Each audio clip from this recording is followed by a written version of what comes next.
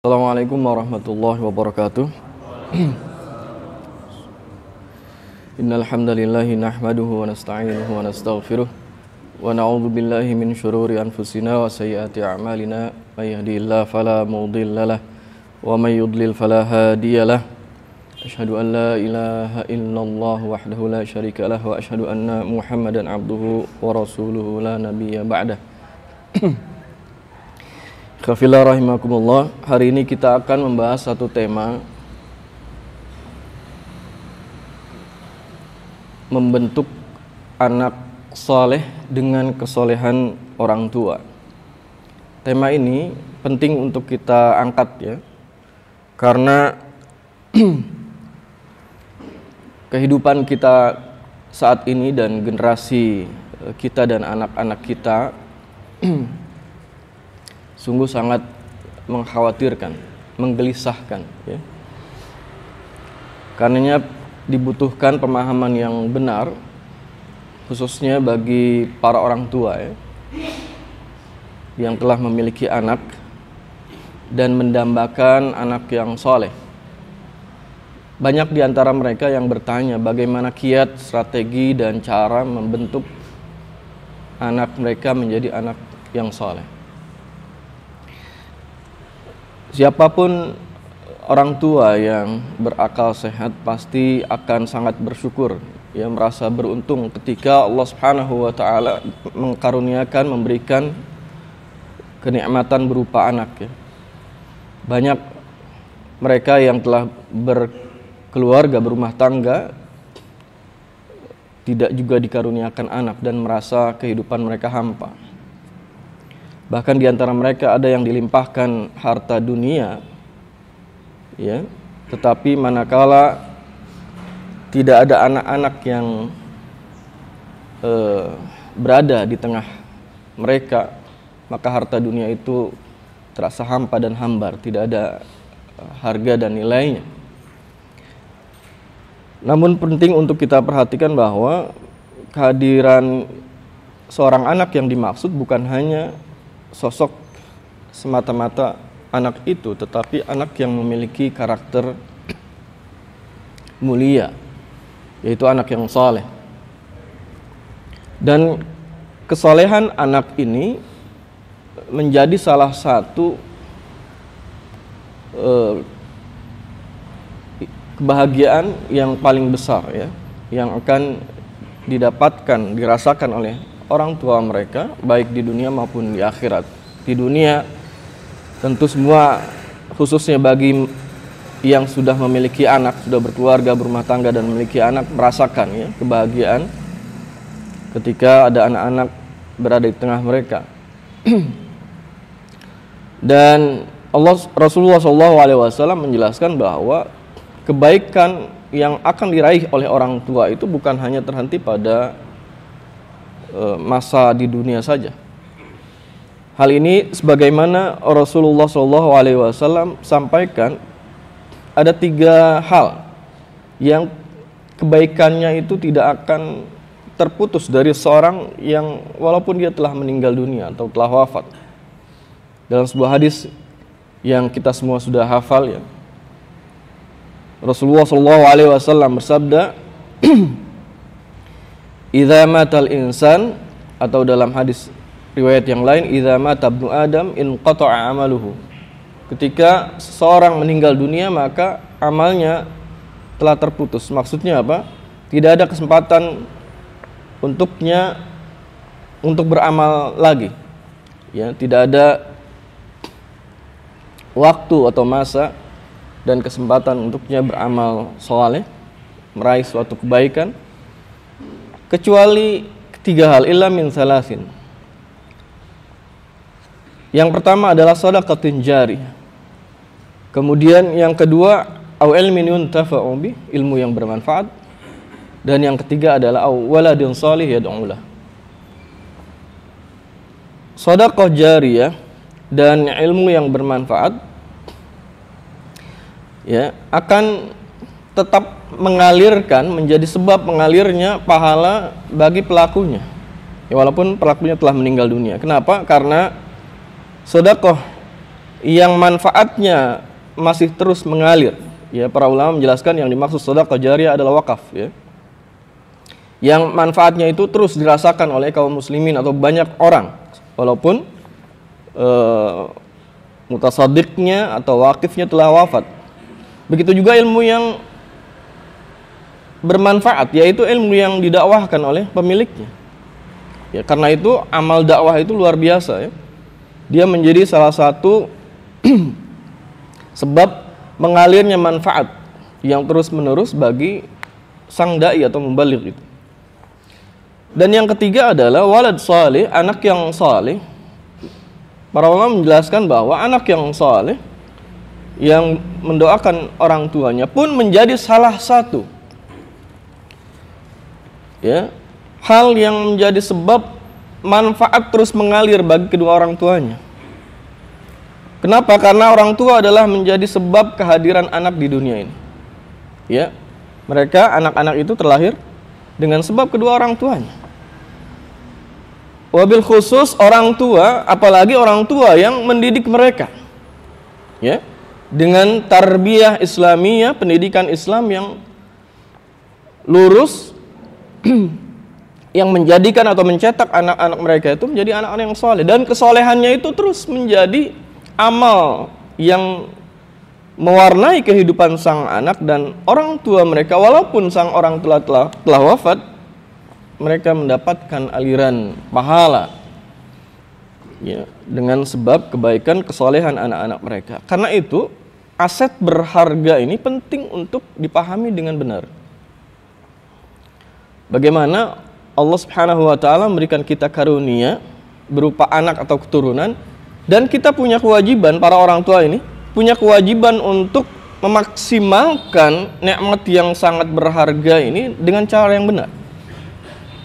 Mendidik mereka, menunaikan hak-hak mereka sebagaimana yang Allah Subhanahu wa taala dan Rasulnya SAW ajarkan pada kita, agar mereka melaksanakan keislaman mereka dengan benar. Kemudian kesolehan anak ini pun, ya, di antara banyak nas yang menjelaskan bahwa kesolehan anak ini mengalirkan banyak manfaat untuk orang tua mereka. Di antaranya adalah hadis yang diriwayatkan oleh Imam Ahmad. Rasulullah SAW bersabda, Innallaha azza wa jalla la yarfa'ud darajata lil 'abdil salih fil jannah. Sungguhnya Allah Ta'ala akan mengangkat derajat seorang hamba yang saleh di jannah, di surga nanti. Hamba ini terkaget-kaget dengan karunia Allah yang demikian besar.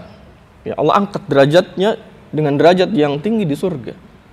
Kemudian dia bertanya, fayaqulu ya Rabb, anna li hadhihi. Wahai Rabbku, bagaimana hal ini bisa terjadi padaku? Anna li hadhihi. Bagaimana ini bisa aku alami? Bisa terjadi pada diriku ini, ya Allah. Fayaqul, Allah Subhanahu wa taala menjawab, bistighfari waladikalak. Hal ini yaitu Allah Ta'ala meninggikan derajat hamba tadi, aku tinggikan derajatmu dikarenakan doa atau istighfar yang dipanjatkan anakmu. Jadi doa anak yang soleh, istighfar yang mereka panjatkan, ya, walaupun dalam doa-doa yang pendek ringkas yang kita semua sudah hafal itu, namun terkadang abaikan. Rabbighfirli wali walidayya warhamhuma kama rabbayani shaghira, singkat. Tetapi dengan sebab diantaranya doa-doa permohonan istighfar, ya, permohonan ampun yang dipanjatkan oleh sang anak yang saleh ini untuk kedua orang tua mereka, Allah Ta'ala kabulkan dan menjadi sebab ditinggikannya derajat sang orang tua. Karena itu ikhwah fillah rahimakumullah, menjadi penting bagi kita untuk memperhatikan bahwa membentuk anak yang saleh ini adalah tanggung jawab yang sangat besar yang kita pikul, ya, di pundak-pundak kita. Karena itu Allah Subhanahu wa taala dalam surat Tahrim memerintahkan kita, a'udzubillahi minasyaitonirrajim, ya ayyuhalladzina amanu qu anfusakum wa ahlikum nara wa quduhan nas wal hijarah ila akhir ayat. Wahai orang-orang yang beriman, jagalah diri kalian dan keluarga kalian dari api neraka. Ini banyak ya para ulama menjelaskan makna ayat ini, yang diantaranya misalnya ya Qatadah rahimahullah menjelaskan ketika menafsirkan ayat ini, beliau mengatakan bagaimana kita menjaga diri kita dan keluarga kita dari api neraka yang Allah Subhanahu wa taala perintahkan kita untuk melaksanakannya, yaitu ta'muruhum bi ta'atillah. Engkau hendaknya memerintahkan mereka untuk taat kepada Allah. Wa tanhahum an ma'siyatillah, dan mencegah mereka dari melakukan kemaksiatan kepada Allah. Wa antaquma alaihim bi amrillah, dan hendaknya engkau menerapkan perintah Allah kepada mereka. Wa ta'muruhum bihi wa tusa'iduhum alaih, dan engkau perintahkan ya perintah Allah itu kepada mereka agar mereka laksanakan, dan kau bantu mereka melaksanakannya. Jadi ini penting ya, pendidikan Islam itu ada perintah dan larangan, ada seruan melakukan sesuatu, dan ada kalimat-kalimat yang harus kita sampaikan, larangan, jangan. Kenapa? Karena ada sebagian praktisi pendidikan yang menganggap tidak boleh, mengatakan jangan, ya, melarang anak untuk melakukan ini dan itu, biar mereka melakukan kebebasan. Nah, ini bahaya ini. Justru sebaliknya, di dalam Islam kita diajarkan, diperintahkan oleh Allah Subhanahu wa taala dan Rasulnya sallallahu alaihi wasallam agar menegakkan tarbiyah Islamiyah yang benar. Perintahkan anak-anak kebaikan dan larang mereka dari melakukan kemaksiatan.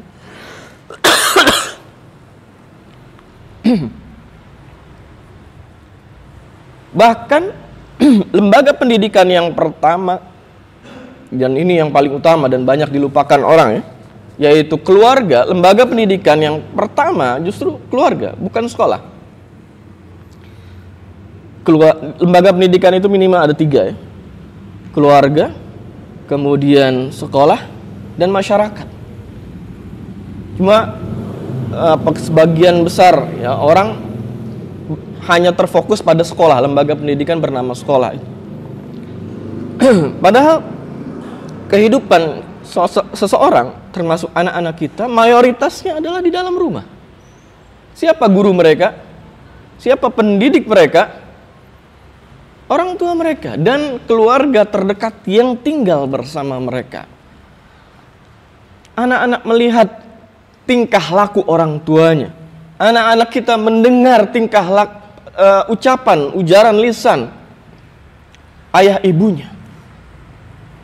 Anak-anak memperhatikan bagaimana adab yang diterapkan oleh orang tua mereka dalam kehidupan keseharian.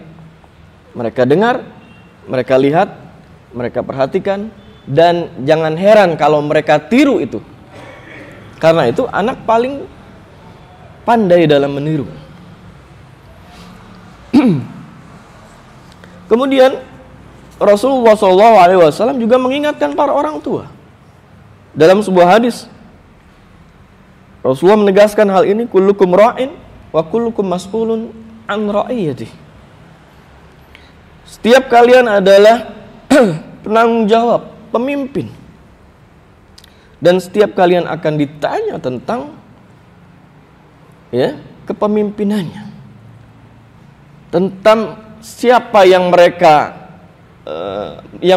orang-orang yang berada di bawah kepemimpinannya itu, bagaimana dia memimpin, bagaimana dia menjadi sosok seorang pemimpin, bagaimana mereka mengatur ya orang-orang yang berada di bawah tanggung jawabnya. Dan dalam hadis ini Rasulullah menegaskan, warrajulu ra'in fi ahli wa huwa mas'ulun an ra'iyati. Karena itu jangan hanya ya,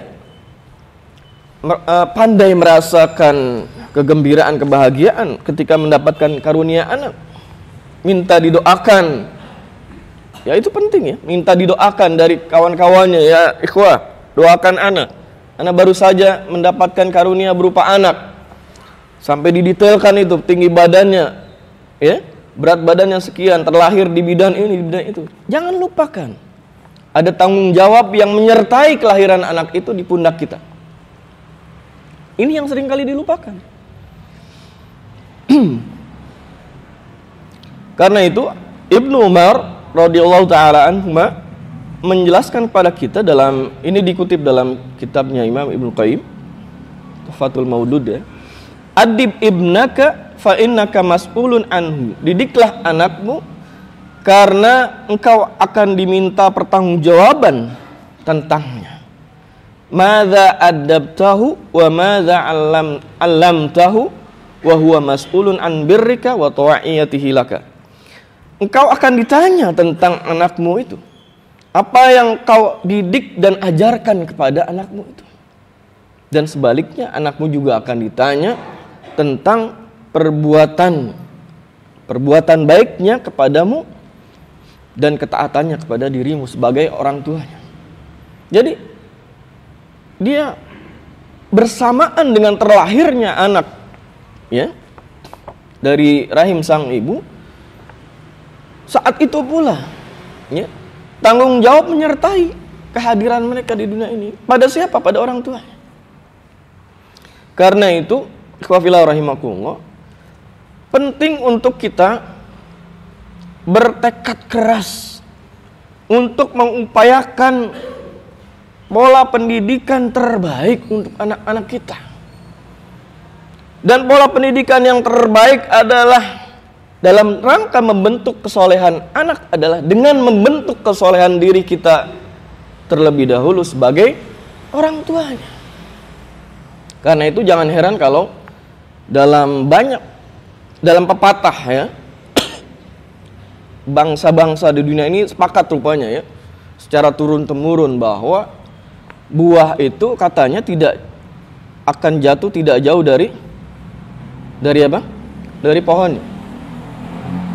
Apa maknanya? Buah itu akan mengikuti dan sesuai dengan dari mana pohonnya. Anak itu tidak akan jauh berbeda dengan orang tuanya. Karena itu dalam pepatah Arab dikatakan ini penting ya bagi apa namanya? Bagi seorang tua, ya. Kaifastaqama zillu wa'uduhu a'waj. Bagaimana bisa bayangan itu lurus sementara bendanya itu bengkok? Lihat bayangan dari suatu benda itu pasti akan mengikuti atau sebagaimana bentuk bendanya, betul ya? Nggak mungkin bayangan itu bisa tegak lurus kalau bendanya itu bengkok. Itulah gambaran seorang anak. Nggak mungkin anak menjadi soleh dengan mudah begitu saja manakala sang bapak sebagai tonggaknya, sang orang tua sebagai pilar yang telah melahirkan mereka itu bengkok. Jadi jangan apa namanya? Bertamani, ya, berharap tanpa karya, tanpa kerja keras memiliki anak yang soleh, tapi kita menempa diri untuk menjadi orang yang soleh susahnya minta ampun, begitu.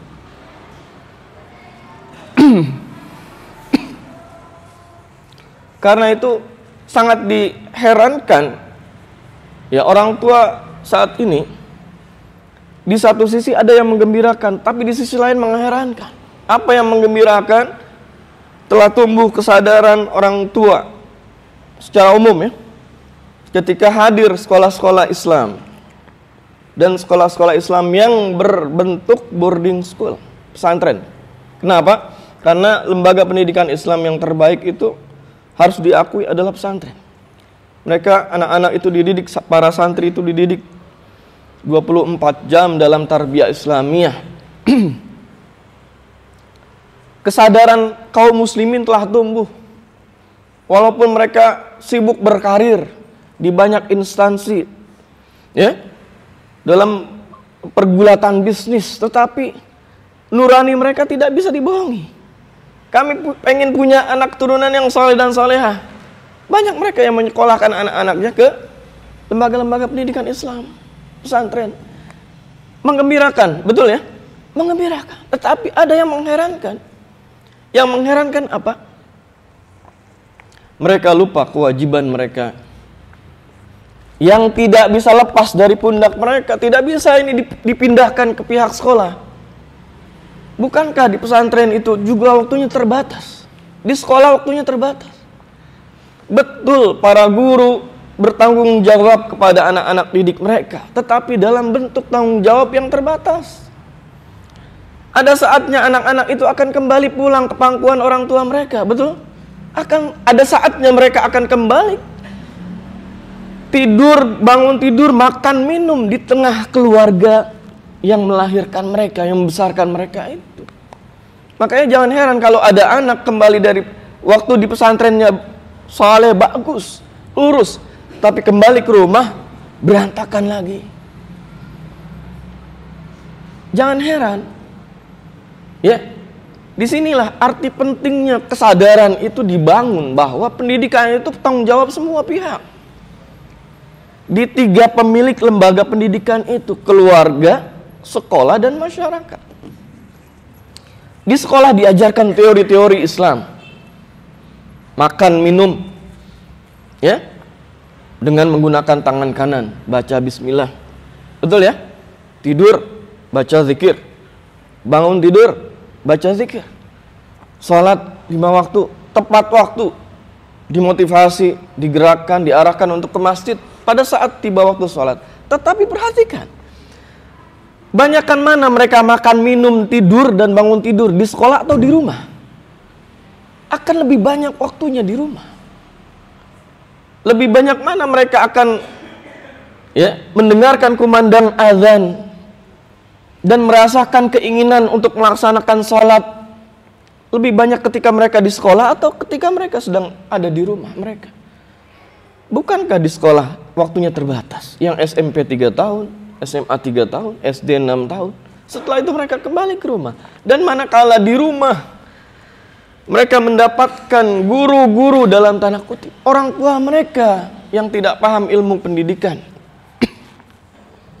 dan tidak mau menjadi sosok-sosok teladan bagi anak-anak mereka, maka pendidikan itu akan buyar kembali. Pendidikan yang telah mereka dapatkan di sekolah Islam yang bagus, di lembaga pendidikan Islam yang bagus itu akan kembali berantakan. Inilah ikhwah fillah rahimakumullah, pentingnya menanamkan kesadaran pada diri kita,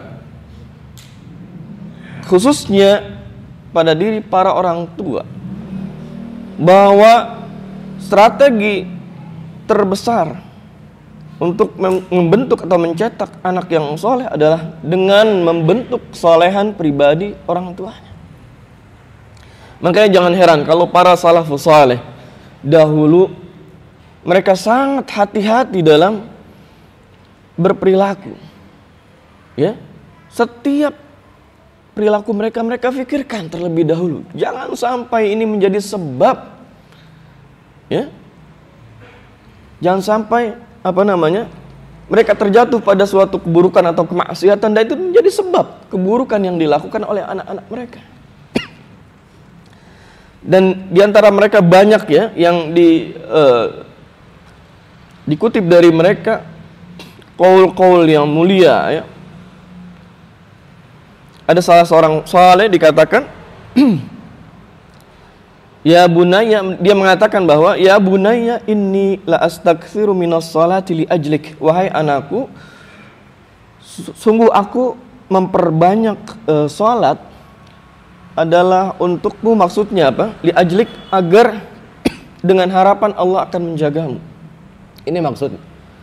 Aku memperbanyak salat ini karena teringat dan termotivasi dengan harapan Allah Subhanahu wa taala akan menjagamu.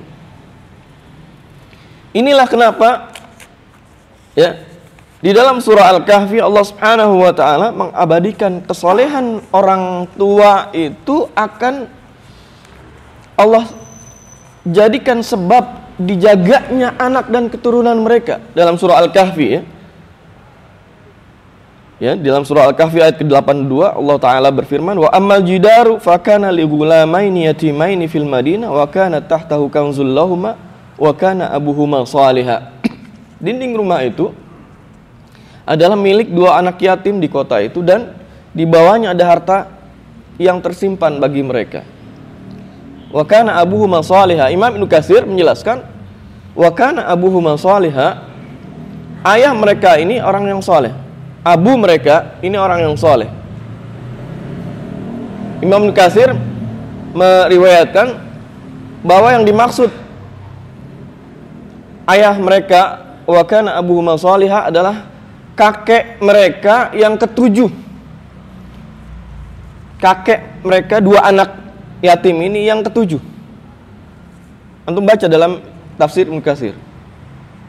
Allah Subhanahu wa taala sedemikian rupa menjaga bahwa asar atau pengaruh kesalehan seorang mukmin itu berbekas untuk anak mereka dan keturunannya.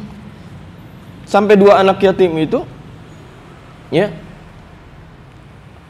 akhirnya mendapatkan karunia yang sangat besar, yaitu dengan menemukan harta terpendam berupa warisan yang mereka dapatkan sebagaimana Allah kabarkan dalam surah Al-Kahfi. Karena itu ikhwah fillah rahimakumullah, ingatlah bahwa sebagai orang tua kita telah memiliki tanggung jawab yang besar yang harus kita tunaikan, dan gerak-gerik kita menjadi ladang yang dengannya kita menanam ya, gerak tingkah laku kita ini akan menjadi ladang yang kita tanam. Apakah kita tanam dengan bibit unggul berupa kebaikan dan kesalehan itu, atau dengan bibit yang rusak ya, yang akan melahirkan kerusakan? Mana yang akan kita tanam? Jawabannya ada pada diri kita masing-masing. Karena itu penting bagi kita untuk merenungkan ya, setiap langkah kaki kita, setiap ujaran lisan kita, setiap perilaku kita, bagaimana ibadah kita, bagaimana ketaatan kita, ketakwaan kita kepada Allah Subhanahu wa taala. Akankah kita tingkatkan terus-menerus atau kita menjadi orang yang merugi? Wallahu a'lam bishawab. Ini barangkali khofillah rahimakumullah yang bisa kita kaji dan bahas, strategi membentuk anak soleh dengan kesolehan kedua orang tua. Wassallallahu ala nabiyyina Muhammad wa ala alihi washabbihi wasallam. Subhanakallahumma wa bihamdik, asyhadu an la ilaha illa anta astaghfiruka wa atubu ilaik. Assalamualaikum warahmatullahi wabarakatuh.